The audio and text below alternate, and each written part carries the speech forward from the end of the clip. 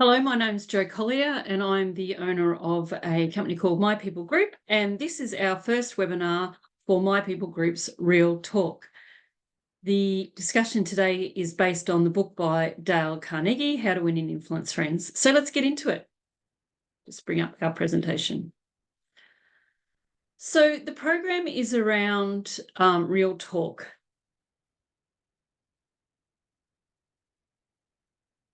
So Real Talk for A players. What is this all about? Well, it's about the concept that if you are green and you grow, or you can be ripe or you're rot. So if you green and grow, you're working on yourself daily and making sure that you're helping yourself progress to have, the best version of yourself, living your best life. So in work, like an athlete, we need to work on ourselves. We need to work on our knowledge. We need to work on our skills. We need to work on our mindset, and we need to work on our health. All of these elements help us be an A player. So over the next 26 weeks, we're going to go through a variety of different content that will help you provide more knowledge, ideas, experience that could contribute to you on making sure that your work life and your life is the best version. We'll be using great books and great concepts to help you. So let's get into Dale Carnegie's. So Dale Carnegie's book is around people smarts. People smarts first came to me through Pat Lencioni's book, The 3 Habits of Highly Effective People, or 3 Attributes, sorry, of Highly Effective People. And People Smarts is one of them. People Smarts is the ability to be able to work with different types of people and different personalities and to work effectively.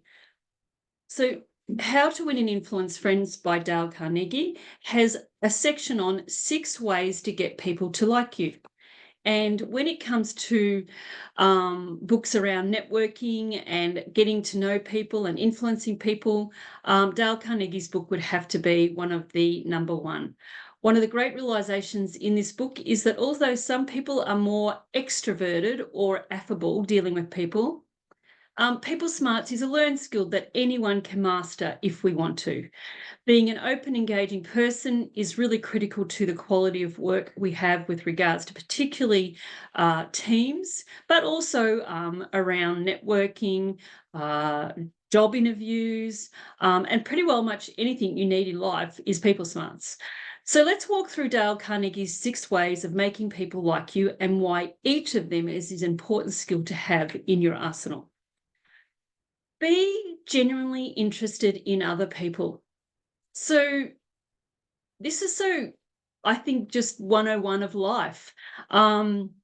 It's much easier to work with people if you're genuinely interested in them and what makes them up. So studies show that people say more than others is I. People love to talk about themselves, their lives, their hobbies, their families, their passion. So when you become interested in people and ask questions and allowing them to talk about what they love, they are very connected to you. They are very often aligned to you and feel that you and gravitate to you. So in a nutshell, focus on being interested, not interesting. There is a difference between interesting is about you and interested is about them. So be interested. Smile. Smile is a simple gesture that doesn't cost you money, time, or energy, but it does brighten people's days, changes the way you feel. So when you come into work in the day, smile, say hello to everyone. Civility is free. Smiling is attractive, it's contagious, and people around you can't help but smile when they see a big smile on your face. So smile. Remember that person's name. So people's name is the sweetest and most important sound in any language. And this would have to be, I feel, the number one thing I remember from first reading this book when I was quite young. Repetitively using a person's name will help, again, align and make that person feel that you're interested in them. Obviously, I run a recruitment firm. We do interviews all the time, and I've recorded for some fun over the last couple of weeks how many times I would use a person's name, and it's around 20 to 25 in an interview. Also, because sometimes we may forget people's names when we first meet them, you need to come up with some sort of little system that will make you remember them for whatever that might be. So it could be something funny about them or what that name means to you, etc. But you can work on that one. Find your system. Be a good listener. Active listening is one of the most important skills that a person can have today. Not only does actively listening to someone speak assure the person that they've been heard and therefore potentially understood, but it makes communication between two people more effective. Asking questions to clarify further so you increase your understanding of the point that they're making, and listening too. It's important to make sure that the person feels heard, and it's important that you hear them. The fact that paying attention to what people say will also make you likable them is a bonus, but it's also courteous, communicative, respectful, and a very effective way to work in business. I love the advice that we have heard many times ourselves. We're given one mouth and two ears for the right reasons, so let's use them that way.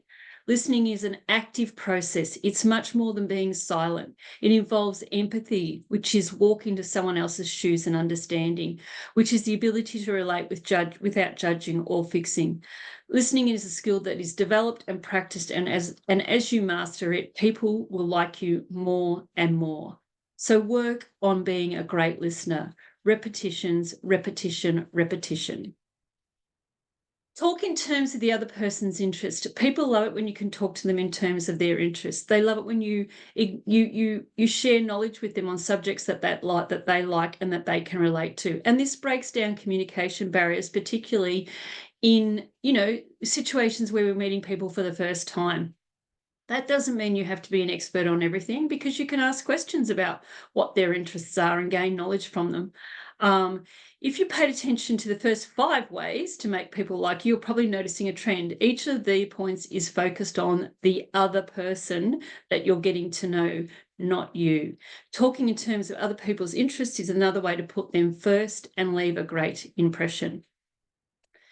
Make the other person feel important, and this has to be done sincerely with high levels of humility. Making someone feel important sincerely comes from containing the first 5 of these steps, by being interested in others, active listener, using the person's name, and making sure that you obviously engage them on subjects that they are passionate about. Make people feel important. Do it sincerely. Make people feel important can be done in a myriad of ways. You can give a compliment, remember their birthday or a special occasion, recognize them for their skills and contributions, or give them a gift. The key is to make sure you do it sincerely. And this is where, particularly in sales, we become the authentic, trusted advisor, where we do it from our hearts, not because we feel it's the thing to do to get the sale.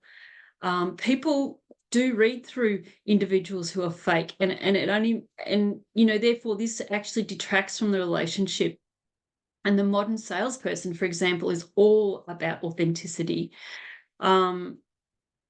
As we go through and learn more about this, learn every person is better for having to meet you, but also you are better for having to meet them.